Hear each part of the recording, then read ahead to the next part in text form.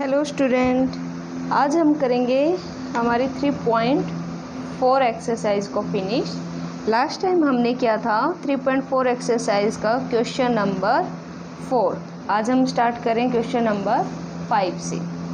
Question number 5 में कहा है कि which of the following are coprime. हमें ये बताना है कि कौन से को प्राइम है। पहले ये देखो कि को प्राइम होता क्या है। जिसके पास ओनली वन फैक्टर हो, वन फैक्टर, वो भी कौन, वन। जिसके पास एक ही फैक्टर आए, वन फैक्टर आए और कुछ भी कॉमन ना आए, उसको बोलते हैं को प्राइम। फॉर एग्जांपल जैसे इसका फर्स्ट पार्ट करते हैं हम 18 और 35। हमें 18 के फैक्टर लिखने होंगे। वही अगेन आप डिवाइड कर करके देखोगे इनको, 6, 9 एंड 18। इसके सारे फैक्टर निकाल लेना। 35 के निकालते हैं, 1 से डिवाइड होता है, 2 से नहीं, 3 से भी नहीं, 5 से होगा, उसके बाद 7 से होगा, उसके बाद अगेन ये 35 से ही होगा। अब इसमें common factor CF means common factor. Common factor क्या है, 1 और कुछ भी नहीं है, तो these means 18 and 35, these are coprime. इसको आप क्या बोल दोगे कि ये क्या है, को प्राइम है। देखो बी पार्ट भी आपका एक ही कॉमन फैक्टर है, तो वो क्या हो गया, को प्राइम। अब हम सी पार्ट को करें। सी के मैंने सारे कॉमन फैक्टर लिख लिए 30 के, ऐसे 115 के लिखेंगे। इसके बीच में चाहे कोई भी फैक्टर हो वो आप लिख लेना कौन कौन से आएंगे। मैं सिर्फ ये लिख रही हूँ, क्यों, क्योंकि सिर्फ इन्हीं से हमें पता लग जाएगा कि ये को प्राइम है या नहीं। अब बताओ इनमें कितने कॉमन है। तो कॉमन फैक्टर 1 और 5 तो हैं ही, और भी हो सकते हैं। अब ये 2 आ गया, मोर देन 1 से ज़्यादा है, और एंड 1,5 ऐसे ही इसकी फैक्टर है। तो ये क्या है, दीज आर नॉट को प्राइम। ये नंबर जो हैं ये को प्राइम नहीं है, यानी 30 और 415 को प्राइम नहीं है। इस क्वेश्चन को आप खुद कंप्लीट करोगे। डी पार्ट देखो, डी पार्ट में हमें बताना है 17 और 68। इसको भी मैं कर देती हूँ। ऐसे ही आपका ये डी पार्ट भी है। अब देखो इसके अंदर कॉमन क्या है, इसके अंदर भी आपके मोर देन 2 आ गए, तो कॉमन फैक्टर 1 और 17, यानी जहाँ पे 1 होता तो हम उसको को प्राइम कह सकते थे। 1 तो हर एक नंबर का मिलेगा हमें, लेकिन अगर कोई एक और नंबर मिल जाता है तो उसको कहेंगे नॉट को प्राइम। ठीक है। इस पार्ट में भी आपको आगे भी ये चलते जाएंगे, सभी आएंगे इसके अंदर। ठीक है। इसमें जैसे 27, बीच में आपको चेक करने ही 36, 54, 72 ऐसे चलते जाएंगे, ऐसे ही ये। लेकिन इन दोनों में भी आपको सिर्फ 1 ही कॉमन मिलेगा, 215 और 216 कॉन्जुगेटिव नंबर है, तो कॉमन फैक्टर इसका सिर्फ और सिर्फ 1 होगा। ये भी आपको ध्यान रखना है, ये को प्राइम है। ये आप खुद से करोगे इस क्वेश्चन को भी, और इस क्वेश्चन को कंप्लीट करना है आपको ये। अब हम करते हैं इसका एफ पार्ट। सेम आपका एफ पार्ट भी है, इसके भी आपको ऐसे ही चलते जाएंगे। 9 की टेबल में आएगा, ऐसे ही चलते जाएंगे। 27, 81 की टेबल में आएगा। इसमें से भी कोई भी कॉमन फैक्टर नहीं होगा, तो कॉमन फैक्टर 1 है इसका, तो ये क्या है, ये दोनों भी को प्राइम है। ठीक है। इन क्वेश्चन को आप प्लीज़ कंप्लीट कर लीजिएगा, इससे आपकी कॉमन फैक्टर निकालने की भी प्रैक्टिस अच्छी हो जाएगी। ठीक है। तो ये था हमारा क्वेश्चन नंबर 5। अब करते हैं हम क्वेश्चन नंबर 6। क्वेश्चन नंबर 6 में कहा है कि एक नंबर जो डिविजिबल बाय हो बाय 5 एंड 12, इन दोनों से डिवाइड हो, ऐसा एक नंबर निकालो। ठीक है। जब भी आपको ऐसे दो नंबर से डिविजिबल बाय बोले तो आपको इन दोनों नंबर्स की क्या करनी है, मल्टीप्लाई। तो जो ये 60 है ये 5 से भी डिवाइड हो जाएगा और 12 से भी डिवाइड हो गया। ठीक है। यानी हम ये कह सकते हैं कि ये 5 और 12 इस 60 के क्या हैं, फैक्टर हैं। फैक्टर होंगे तो ये डिवाइड होंगे। ठीक है। ये था आपका क्वेश्चन नंबर 6। 7 देखो, a number is divisible by 12, by what other number will that number be divisible. ठीक है, एक नंबर कह रहे हैं कि 12 से डिवाइड होगा, तो और बताओ और किस किस नंबर से डिवाइड हो सकता है। तो हम पहले क्या निकालेंगे, 12 के फैक्टर निकाल लो, 1 2 3 4 6 एंड 12। ठीक है, तो दैट नंबर, जो भी वो नंबर था, that number also divisible by 12 से, तो उसने खुद बोला है, तो उसने पूछा था कि और किस नंबर से भी वो डिवाइड हो सकता है, तो वो उन्हीं नंबर से डिवाइड होगा जो 12 के फैक्टर होंगे। तो that number is also divisible by 1 2 3 4 and 6। मैंने 12 इसलिए नहीं लिखा क्योंकि 12 उसने खुद गिवन दिया है कि वो डिविजिबल बाय है। ठीक है, अब हम करते हैं हमारी नेक्स्ट एक्सरसाइज 3.5 के लिए आप बुक में से भी कर सकते हो, क्योंकि फर्स्ट क्वेश्चन है हमारा ट्रू एंड फॉल्स की फॉर्म में। तो इन्होंने पूछा है कि विच इज़ ट्रू। देखो, ये अगर एक नंबर 3 से डिवाइड है तो it must be divisible bye 9। क्या वो 9 से भी डिवाइड होगा? ठीक है, तो इसका आएगा आपका आंसर फॉल्स। नहीं, ये ज़रूरी नहीं है, ठीक है, कि वो किससे डिवाइड हो, 9 से भी हो। ठीक है, 3 में 15 आता है, तो 9 तो 15 से डिवाइड नहीं होता। ठीक है, अगर एक नंबर 9 से डिवाइड होता है तो क्या ये ज़रूरी कि वो 3 से डिवाइड हो? फर्स्ट क्वेश्चन का वापस उल्टा दिया हुआ है।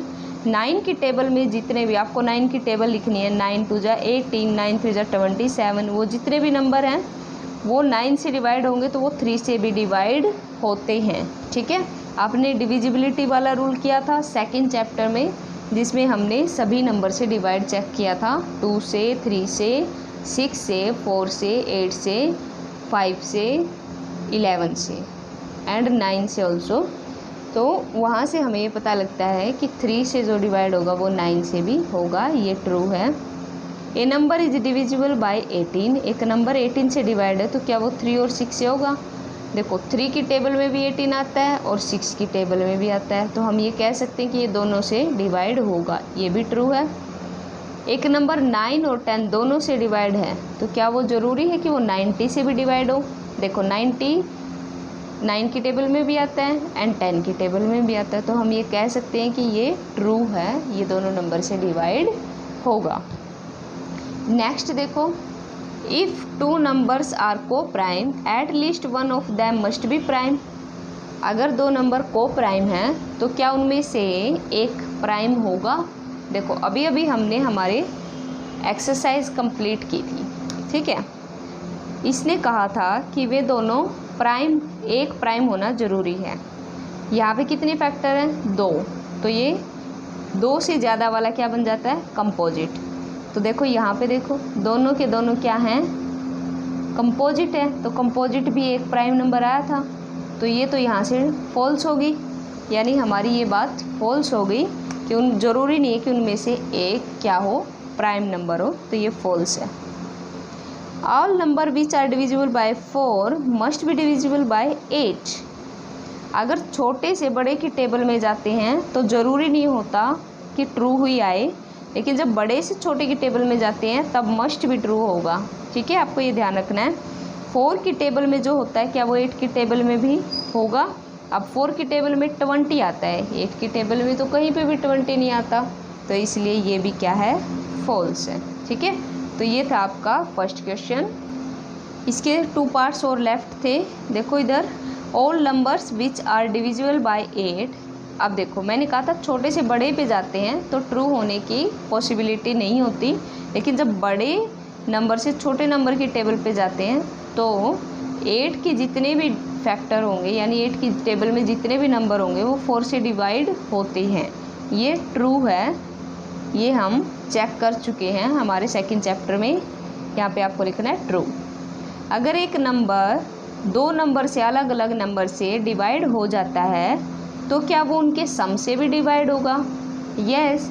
अगर 6 जो है वो डिवाइड होता है 2 से, और किससे, सॉरी हम 8 ले लेते हैं, 8 जो है वो डिवाइड हो जाता है, हम फॉर एग्जांपल ले लेते हैं कि 12 है एक नंबर, ये 12 नंबर 2 से डिवाइड होता है, और 4 से डिवाइड होता है। सेपरेटली डिवाइड हो गया तो उसने पूछा है क्या ये इसके सम से भी डिवाइड होगा, इसका सम आ गया 6, तो ये 6 से भी डिवाइड होता है। तो आपको इस पार्ट में लिखना है कि ये ट्रू है, ठीक है, क्या है ये, ट्रू।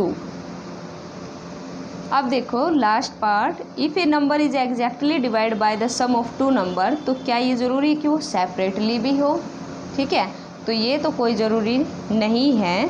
फॉर एग्जाम्पल हम यहाँ पे एक एग्जाम्पल देख लेते हैं। देखो मैंने 2 नंबर लिए 2 और 3, इन दोनों का सम कितना आया 5। अब मैं एक नंबर ले रही हूँ जो कि 2 से तो डिवाइड होता है, यस, लेकिन 3 से डिवाइड नहीं होता। लेकिन जब हम इनका सम करते हैं तो सम जो है वो भी 5 इससे 10 से डिवाइड होता है, ठीक है। तो उन्होंने हमें यही पूछा था कि एक ऐसा नंबर बताओ जो, क्या आप कह सकते हो कि जो 2 का सम करो तो उससे डिवाइड हो जाए लेकिन सेपरेटली डिवाइड ना हो, ठीक है। तो ये फॉल्स है, ज़रूरी नहीं है कि ऐसा कोई नंबर हो, ठीक है। अब देखो ये फैक्टर ट्री सेकंड क्वेश्चन में, ये बड़ा इजी सा क्वेश्चन है। Here are 2 different factor tree, ये 2 फैक्टर ट्री हैं 60 के। Right the missing number, missing number क्या है, यहाँ पे मिसिंग नंबर था, ये ऑलरेडी फिल है। देखते हैं यहाँ पे क्या आएगा। देखो मैं इसको अपनी कॉपी में करके दिखा देती हूँ क्योंकि ये ऑलरेडी फिल था तो समझ में नहीं आएगा आपको। 60 है, 60 के यहाँ पे इन्होंने 2 फैक्टर बनाए हैं 6 और 10। इसका मतलब है 6 और 10 की मल्टीप्लाई करेंगे अगेन 60 आएगा। अब यहाँ पे 2 है, यहाँ पे मिसिंग टर्म था, यहाँ पे 5 है और यहाँ पे मिसिंग टर्म था। अगर आपको ये मिसिंग टर्म निकालना है तो इन दोनों को आप क्या कर दो, डिवाइड। देखो जब मैंने 6 और 60 को डिवाइड किया तो 10 आया, यानी एक नंबर के जो 2 फैक्टर हैं, अगर दूसरा फैक्टर निकालना हो तो जो पहला गिवन फैक्टर है उससे उस नंबर को डिवाइड कर दो। 2 को 6 से डिवाइड किया, आंसर क्या आया 3। अब यहाँ पे भी क्या करेंगे, 5 और 10 को डिवाइड कर देंगे तो आंसर क्या आ गया 2। तो ये आपका फैक्टर ट्री कंप्लीट हो गया। एक और फैक्टर ट्री बना रखा है इन्होंने, यहाँ पे दे रखा 30, यहाँ पे मिसिंग है, यहाँ पे अगेन 10, यहाँ पे भी मिसिंग है और यहाँ पे दोनों ही मिसिंग है। तो 30 और 60 को जब हमने डिवाइड किया तो यहाँ पे क्या आया 2। जो ये नीचे वाले नंबर होते हैं इनको तो मल्टीप्लाई करते हैं और ये जो ऐसे स्लोप में नंबर होते हैं इनको करते हैं हम डिवाइड।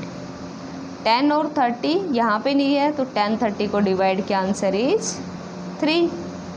अब यहाँ पे निकालना है तो 10 किस किस से डिवाइड होता है, 2 से होता है हमें पता है, तो 2 और 10 को डिवाइड कर दो, क्या आएगा आंसर, सेकंड नंबर इज 5, ठीक है। यानी ये 10 के फैक्टर निकाल दिए इन्होंने, ठीक है।